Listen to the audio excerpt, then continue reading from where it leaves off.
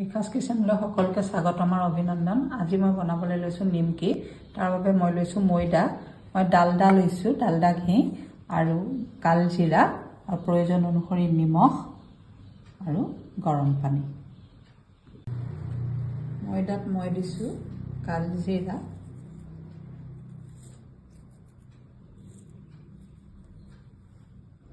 প্ৰয়োজন অনুসৰি নিমখ,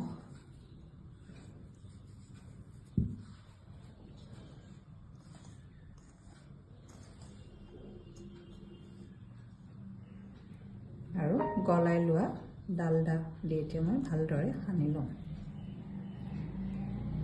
ময়দা আৰু ঘি নিমখ ভাল ধৰণেৰে সানি ল'ব আৰু ঘিৰ পৰিমাণটো ময়দাখিনি মুঠি মাৰি চালেই গম পাব। এইদৰে যদি মুঠি হৈ যায় তেন্তে ঘিৰ পৰিমাণ জোখৰ হৈছে।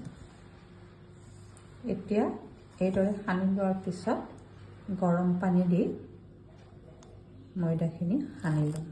পানীটো পুৰা 100 ডিগ্ৰী গৰম নহ'লেও হ'ব।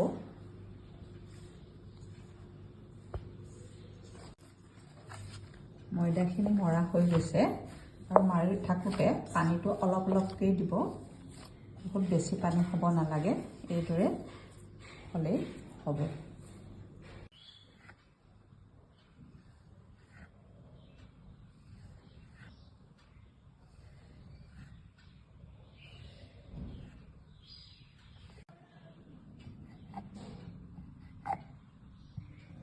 বেলোতে অলপ ডাঠকৈ বেলিব লাগে, তেতিয়া নিমকিবোৰ ফচফচীয়া হয়। তেলটো গৰম হৈছে, ইয়াত মই এতিয়া নিমকিখিনি দি দিছোঁ।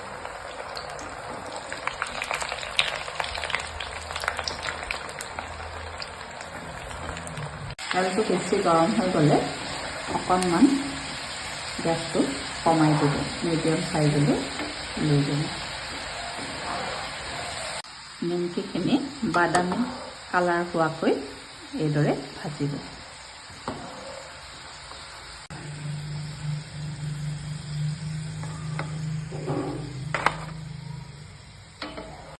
নিমকিখিনি ৰেডি হৈ গৈছে। মই কওঁতে এটা কথা ভুল হৈ গৈছিল, মিডিয়াম চাইজ বুলি ক'লোঁ, মিডিয়াম ফ্লেমলৈ নি ল'ব, প্ৰথমে ফুল ফ্লেমত ভাজি পেলাই। যদিহে ৰেচিপিটো চাই ভাল পালে তেন্তে লাইক কৰিব, শ্বেয়াৰ কৰিব, কমেণ্ট কৰিব। ধন্যবাদ।